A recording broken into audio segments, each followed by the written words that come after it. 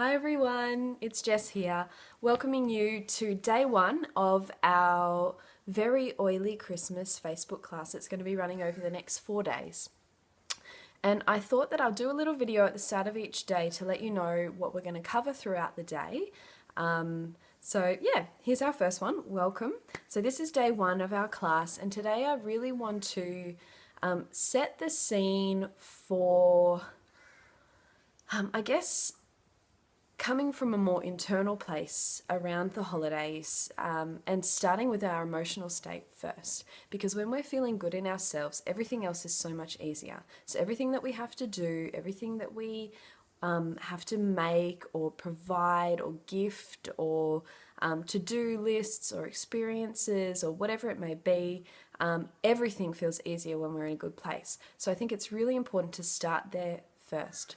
So you guys might have seen that I did a video on this topic yesterday on the Happy Collective Essential Oils community. If you haven't seen that one yet, you can jump over there and check that one out. I talked about my top tips for reducing stress and bringing in joy. So that's a little bit of an in the nutshell video that you can pop over and see over on that page. But we are going to be covering those things today. So today I want to talk specifically about the different stresses or triggers that are very abundant during the holiday season, and the things that can pull us out of a high vibrational state and into a state of stress and overwhelm and worry and despair and grief and all of these things which we don't typically associate with Christmas, but Christmas time can definitely trigger these feelings. So I think the first thing that I want to say is that Christmas doesn't always feel like a happy time for everyone, and that's okay. Often there's this pressure in society and amongst us that like the holidays are such a happy time. And so if we're not feeling that way, then we feel like there's something wrong. So the first thing I want to say is that there's nothing wrong. We are human beings having a human experience, and that doesn't change at Christmas. We're still going to have stuff come up. We're still going to have negative things come in. And if anything, we might actually have more things come in because we're being triggered by the situation we're in.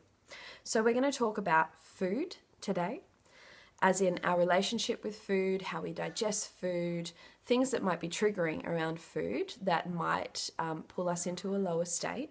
We're going to talk about money, so the financial stress that Christmas brings to most of us, because it's a more expensive time of the year. There's more financial commitments that we need to be making, or we choose to be making. Relationships can be a big one. So, sometimes we're only seeing people once a year. Sometimes we feel obligated to reconnect with people that maybe are not on the same vibrational level as us, but at Christmas times, it's kind of the time where everyone sets aside their differences and we all kind of come together as a community, and sometimes that can bring up stuff for us. And just a general feeling of overwhelm. So these are the 4 stresses that I've identified at Christmas time. So food, money, relationships, and overwhelm. So we're going to talk about those things. We're going to talk about how to support ourselves using our oils and using a few other techniques to firstly set the scene for Christmas to be a time where we're able to cope with whatever's going on. But more than that, we're able to actually get past just coping and get to a point where we can actually enjoy Christmas truly, not just through what it looks like on the outside, but inside there's all kinds of other stuff going on. So we're going to talk about that more this morning. And then this afternoon, I want to talk about how to make Christmas super meaningful for you. So this year, the girls and I, my 2 little girls and I, have had a big change in our family dynamic. And it means that this is our first year that we won't actually be having a Christmas with our normal extended family. So Christmas looks very different this year for me than it has every other year of my life. And that's brought emotional stuff up for me. But what it has allowed me to, have space for is making Christmas whatever I want it to be. So traditions, gratitude, attaching my own meaning to Christmas and really creating it from a space of possibility. And I realized that that's not just limited to me. That's something that's available to each and every one of us. So we are not obliged to do anything. Our experience of Christmas is totally our choice, no matter what has been in your past or what your beliefs around that might be. We choose in every moment what our experience is, and that's just reality. That's just the truth.